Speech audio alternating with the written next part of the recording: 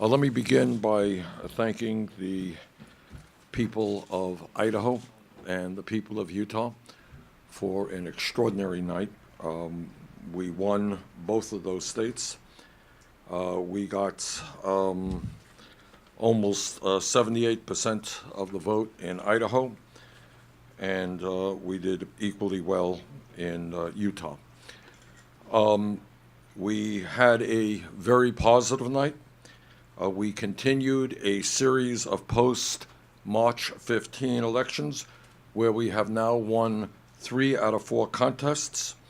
We won 2 out of 3 last night, and when all of the results are in, I believe we'll have won those contests by gaining some 20 new delegates on top of Secretary Clinton's. When added to Democrats abroad, where we got 69% of the vote, we have closed the delegate gap by some 25 delegates in the last week. When I have talked about the political revolution throughout this campaign, what I have talked about is my hope that the American people will become increasingly engaged in the political process. As I understand it, we had record-breaking turnouts yesterday in Idaho and Utah, and that is part of what the political revolution is about. When large numbers of people come out to vote, they're going to vote for change, and we are going to do very, very well.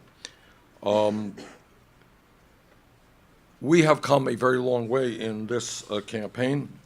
We started off at 3% in the vote, about 70 points behind Secretary Clinton. The CBS poll a few days ago had us at 5 points down. That is a huge margin and difference that we have made up.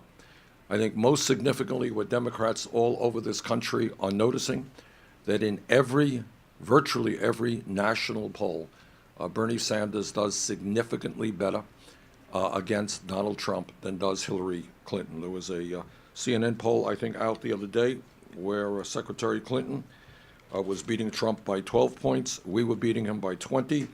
She was losing to John Kasich by 6 points. We beat him by 6 points in that poll. She tied Ted Cruz. We beat Cruz by 13 points. I think that as we continue into June, you are going to see superdelegates and Democrats all over this country asking themselves what is the most important question, not whether I like Hillary Clinton better than Bernie Sanders or Bernie Sanders more than Hillary Clinton. The question that they are going to be asking is who is going to beat Donald Trump or another Republican candidate. And I think more and more people are concluding, for a variety of reasons, that Bernie Sanders is going to be that candidate. Last point that I want to make. President Obama is in Cuba, or has been in Cuba, no doubt talking to Raul Castro about democracy and the benefits of democracy. Well, we got an email last night from a woman in Arizona who was waiting online for 5 hours to vote. For 5 hours to vote. Now, whether that, whatever the cause of that problem is, people in the United States of America should not have to wait 5 hours in order to vote. We do not know how many thousands of people who wanted to vote yesterday in Arizona did not vote. We don't know if they wanted to vote for Bernie Sanders, Hillary Clinton, Donald Trump, or whoever. We don't know that. But in the United States of America, democracy is the foundation of our way of life. People should not have to wait 5 hours to vote. And what happened yesterday in Arizona is a disgrace. I hope that every state in this country learns from that and learns how to put together a proper election where people can come in and vote in a timely manner and then go back to work. Okay, that's about it. Any questions? Senator, you spent quite a bit more time in Arizona than Secretary Clinton. Why do you think that she ended up beating you? Well, she got more votes. That was why she beat us. But is there like a certain reason, or? Well, I mean, let's start off with the reason why we got 78% or 80% of the vote in Utah and Idaho. I can't give you that answer. I would surmise that it is similar to what has happened in other states around this country. We have done very well with young people. I am not aware of any exit polls, so if there were exit polls, I could give you a better answer. I'm not aware of those. We have done very, very well with young people. She has done better with older people. Now, what I still do not know, and what has confused me with regard to Arizona, to be honest with you, is last I heard, and if somebody wants to correct me, please do, that there were about 600,000 people who voted in Arizona. That is significantly less than we had anticipated, to be honest with you. And I think the larger the voter turnout, the better we do. Now, to what degree or whether it was significant or not, that there were people having to wait online for many, many hours, how many people simply walked away, were they thousands, tens of thousands, hundreds, I don't know. Maybe that was a factor as well. Yeah, yes. Can you walk us through the path, your path to the nomination as you look at the upcoming calendar, obviously with caucuses in Alaska, Hawaii, Washington State, then on to Wisconsin? Which states are you expecting to be able to win? Well, how do you make those delegates? Well, you know, one of the things that has happened, as I think all of you have followed the campaign understand, is there have been a lot of contests in the Deep South. And the Deep South, as it happens, is the most conservative part of the United States. We are now moving west, where I think you're going to find Democrats far more progressive. There will be, we did very well, obviously, in Utah and Idaho. This weekend, there will be contests in Washington, Alaska, and Hawaii. Now, I'm not into speculating. I don't know what the results will be. We're working hard in those states. We think we have a good chance to win those states. Obviously, the major states that are going to be coming up in the next weeks and months will be California, largest state in our country, and New York State. We are working hard in those states, and we think we have a good chance to win.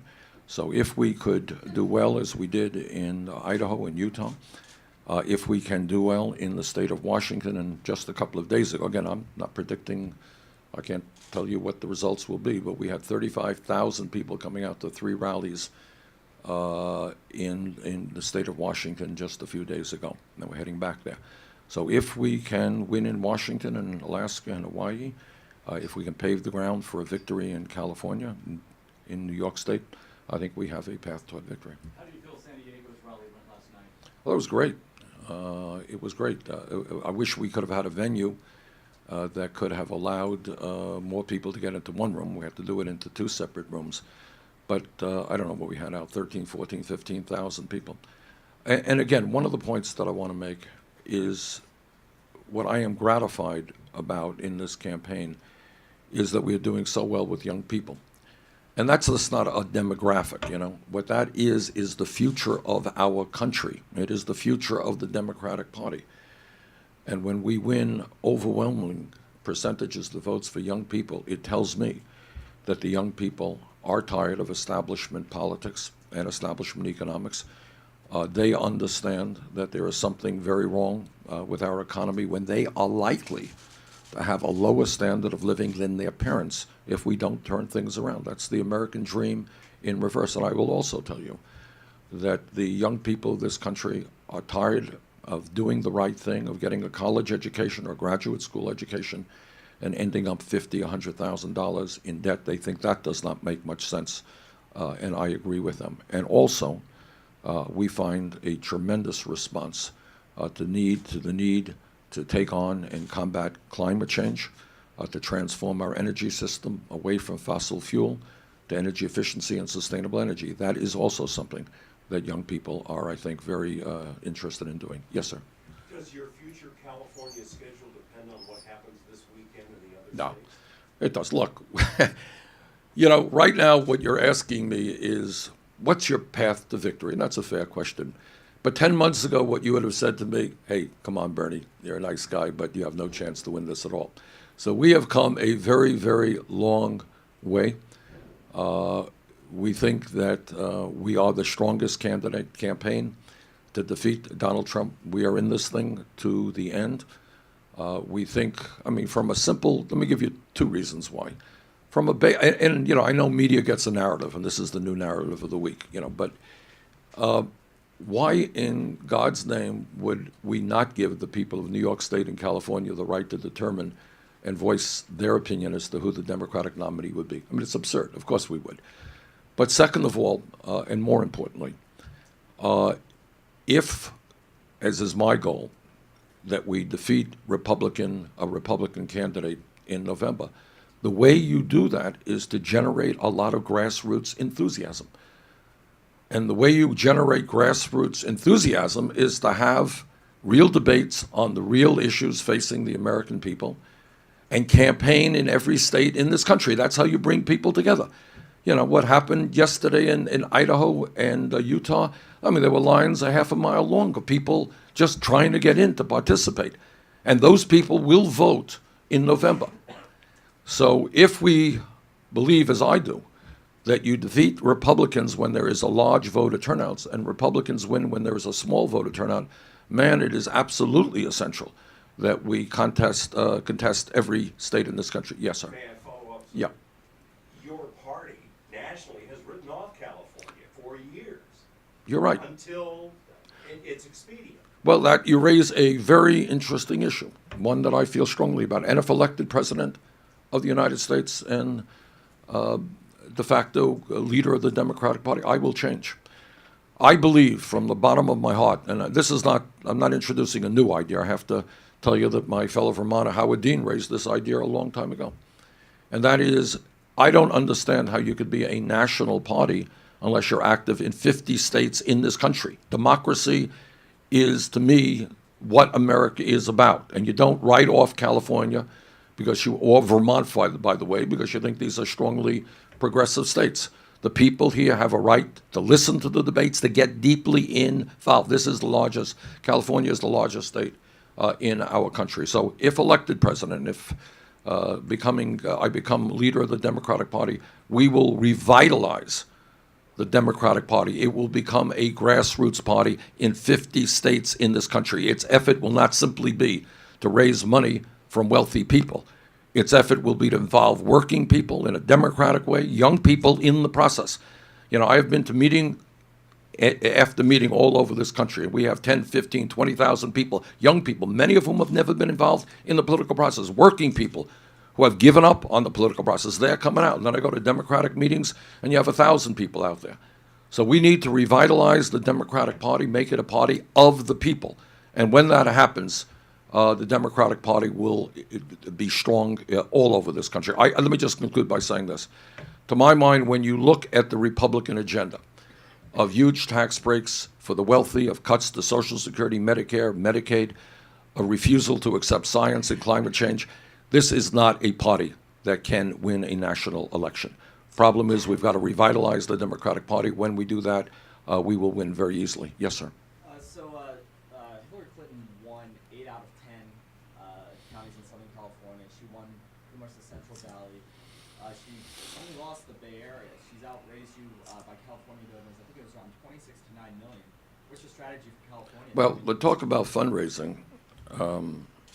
She may have outraised us in the counties, but we now have raised over 5.5 million individual campaign contributions. So if you want to talk, if you're talking about money equating to grassroots support, I don't think there is a debate, but that we have that.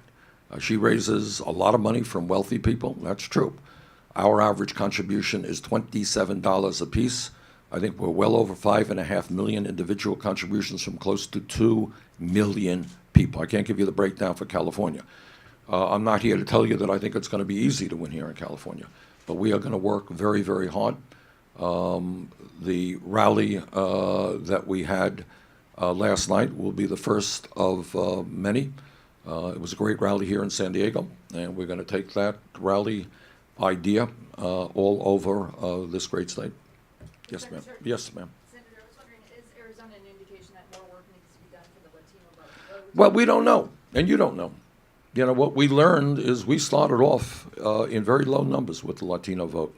If my memory is correct, we actually won the Latino vote in Colorado, and we have done increasingly well in other states. So I don't know what the breakdown is.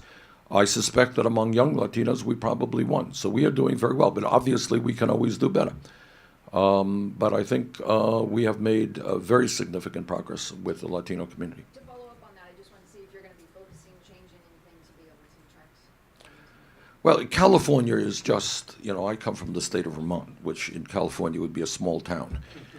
You know, so it is such a huge state. And we are now, you know, putting together our organizational approach. And, you know, one of the difficulties is that media is so expensive here. I mean, you know, you could just spend a huge amount of money with relatively little media. So, you know, our campaign will be based on grassroots activism, as it always has been, on working and bringing out the vote with working people, with young people, with veterans. So we got a shot. It's not going to be easy, but I think we've got a shot to win here, and I think we've got a path to the White House. Yes, ma'am. Ma'am, yes. You guys spent a lot of money and airtime in Arizona and also in Ohio, so I'm wondering if you guys are changing any strategy. Well, let me talk about these things. So let me repeat it, because sometimes there is confusion. What we are talking about now are delegates, all right? We lost Illinois, and we lost Missouri. We lost, I think Secretary Clinton ended up with 3 or 4 more delegates than we do, all right? And I know the headlines is she won the state, but add them all together. We won with Democrats abroad, more delegates. The margin was greater than she won in Illinois and Missouri, okay? So the point is delegates at this point. And last night, as you know, we ended up with, I think, 20 delegates more than she did. That's what we got by winning decisive votes in Utah and in Idaho. I'm sorry, did I miss your point, or? Oh, I mean, but you guys spent like 1.3 million in ads in Arizona. Do you wish that you'd spent less time here? Do you feel like even with all the effort you put in that you closed the gap a little bit? Look, again, it is a question of delegates. If we had lost Arizona to the degree that she lost Utah or Idaho, it would have been devastating. I don't remember the exact number of delegates. We'll be shy in Arizona. It's, what is it? We have a number, Mike, is it 15 or something? 15 delegates, all right. And if we had done poorly, it would have been 30 delegates or 40 delegates. So we won last night. Of the 3 states, we ended up with 20 delegates more than her. Throw in Democrats abroad. We had a pretty good week where we won 3 out of 4 contests and ended up with some 25 delegates more than she did. Thank you all very much. Okay. See you around, I am sure.